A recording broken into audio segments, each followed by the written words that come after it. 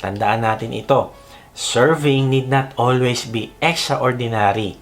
Serving should be a continuous commitment. Serving involves self-denial. At ang pang-apat, serving brings fulfillment. Ang paglilingkod ng selfless ay nagdudulot ng fulfillment. Sabi sa Lucas 17:10, ituloy natin yung pagbasa, ganon din naman kayo. Kapag nagawa na ninyo ang lahat ng iniuutos sa inyo, sabihin ninyo, kami mga aliping walang kabuluhan, tumutupad lamang kami sa aming tungkulin. Maring iniisip natin na para lang ito sa mga alipin doon sa parable. Pero tingnan mo, sabi ng Panginoong Yesus, ganon din naman kayo. Ibig sabihin, tayo din. Kailangan nating makita na ang identity natin ay hindi lang tayo saint, hindi lang tayo anak ng Diyos, o hindi tayo din ay servant. At dahil dito ngayon, pinapakita sa atin ng Panginoong Yesus kung paano tayo magiging selfless na servant. Sabi rito sa talata, matapos gawin ng alipin yung napakatinding trabaho, ay sasabihin niya pa, kami ay mga aliping walang kabuluhan, tumutupad lamang kami sa aming tungkulin. Kaya nga, ang tanong kaibigan, matapos ka ba maglingkod sa Diyos at sabihin nating napakarami mong na-accomplish talaga, ay kaya mo bang sabihin na hindi ko po kailangan ng thank you, hindi ko po kailangan ng papuri, sapagkat ginagawa ko lamang po ang tungkulin ng isang alipin. Kaibigan, ganito ang servant na merong fulfillment. Masaya na siya dahil privilege ang maglingkod. Doon pa lang sa pagka-accomplish niya noong pinapagawa ng Diyos sa kanya, ay fulfillment na yon. Kaya mapansin siya o hindi, ay wala siyang pakialam. Kaya ma-reject siya o hindi, ay wala siyang pakialam. Kahit mapagod siya, kahit mapuyat siya, ay okay lang dahil privilege ang mag-serve. Lord, salamat at ginawa mo akong servant. Lord, it's a privilege. Sabi ni Lord Sunny, you know you're a servant by how you act when you're treated like one. Kaibigan, paano mo malalaman kung ikaw ay merong attitude ng isang servant?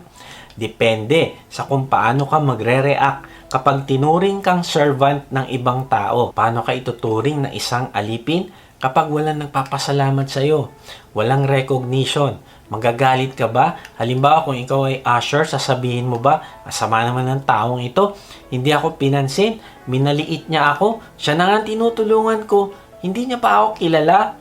Kaibigan, kung patuloy ka magmamahal kahit inapi ka, kahit hindi ka mapansin, patuloy ka maglilingkod, ikaw ay may servant heart. Yan ang dalangin ko na kapag merong gustong mag-join sa atin dito sa WOTG, sa worship service, D-group at sa kahit anong ministry, ay wala silang makita ng mga superstar complex. Kung hindi ang makikita nila ay mga team ng mga servants na naglilingkod ng walang kondisyon, na nagmamahal ng walang kondisyon, na wala tayong inaantay na kapalit sa ating paglilingkod. Sabi sa 1 Corinthians 13:4, love is not self-seeking. Narealize ko ang kabaliktaran ng love ay hindi hate. Kung hindi ang kabaliktaran ng love ay selfishness. Palaging pag-iisip sa sarili. Kaya nga, yung kapangyarihan ng pagmamahal ay lumalabas kapag tayo ay nagsiserve selflessly. Sabi ni John Bunyan, you have not lived today until you have done something for someone who can never repay you. And lastly, paano tayo maglilingkod na gaya ng sa Panginoong Yesus? Intentionally. Sabi sa John 12:26, ang naghahangad na maglingkod sa akin ay dapat sumunod sa akin, at saan man ako naroroon ay naroroon din siya. Pararangalan ng Ama ang sino mang naglilingkod sa akin. Sabi sa talata ay ang sino mang naghahangad na maglingkod sa Panginoong Yesus ay dapat sumunod sa Kanya. Ang pagsunod sa Kanya sa araw-araw ng ating buhay ay hindi madali. Madali tayong madistract sa ibang bagay at mawala yung ating focus sa Diyos. Kaya kailangan nating maging intentional. Kailangan nating maging intentional na hingin sa Kanya ang Kanyang direksyon araw-araw. Maging intentional na kausapin siya araw-araw. Maging intentional na isama siya sa ating buhay, sa ating mga desisyon. Ang paglilingkod na intentional ay pagbibigay ng panahon sa gawain at pagbibigay ng panahon sa mga taong dinadala sa atin ng Panginoong Yesus. Ang Panginoong Yesus ay busy sa kanyang ministry araw-araw. Subalit intentional siya sa pagbibigay ng panahon sa mga taong kailangan niyang iligtas. May 2 bulag noon na sumisigaw na tumatawag sa kanya. Alam ng mga tao na busy ang Panginoong Hesus, kaya pinipigilan nila yung mga bulag para hindi nila maistorbo ang Panginoong Hesus. Pero tingnan mo, anong ginawa ng Panginoong Hesus? Sabi sa Mateo 20:31-32, pinagsabihan sila ng mga tao at pinatahimik, ngunit lalo lang sila nagsisigaw. Panginoon, anak ni David, mahabag po kayo sa amin. Tumigil si Jesus, tinawag sila, tinanong, ano ang gusto ninyong gawin ko sa inyo? Ang ganda ng ginawa ng Panginoong Jesus. Tumigil siya, nagpaistorbo siya, at nagtanong siya, anong gusto niyong gawin ko sa inyo? Makikita natin dito ang puso ng Panginoong Hesus na intentional sa lahat ng kanyang ginagawa. Alam niya na may mga taong nangangailangan ng kanyang pagmamahal at pagliligtas, kaya kailangan niya silang bigyan ng panahon. Kaibigan, may kilala ka bang tao na sobrang busy niya para maistorbo ng ibang tao? O maaring may impression ka din sa sarili na ikaw ay hindi pwedeng maistorbo dahil sa iyong schedule. Na mas importante ito kaysa sa ibang tao.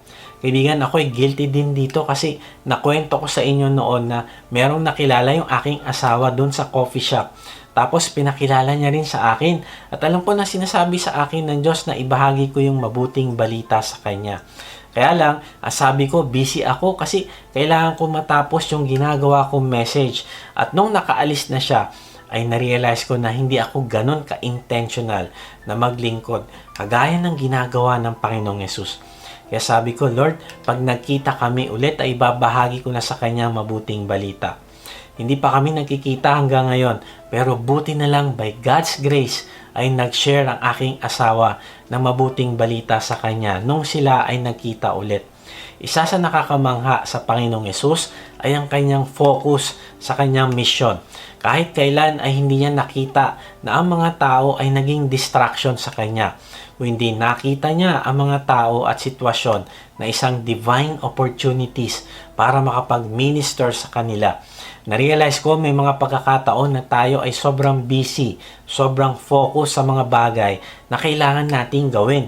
Focus sa mga responsibilities at minsan nakikita natin na ang mga tao ay interruption sa ating mga kailangan tapusin. At pag nangyari yon, namimiss natin yung katotohanan na tinawag tayo ng Diyos para maglingkod sa mga tao at ang ministry natin ay ang mga tao mismo. Now, itong isipin natin, ang Panginoong Hesus ay hindi nag-serve lang nung nandun na siya sa krus, kung hindi habang papunta pa lang siya sa krus ay nagsiserve na siya sa mga tao. May mga plano siyang binago, may mga plano siyang na-delay. Marahil may mga activity din siya na mga hindi nagawa dahil sa mga biglaang pangangailangan ng mga tao. Pero ang mga ito'y ginawa niya pa din at sa dulo ng kanyang ministry ay nagawa niya pa rin ang dapat niyang tapusin doon sa krus ng Kalbaryo.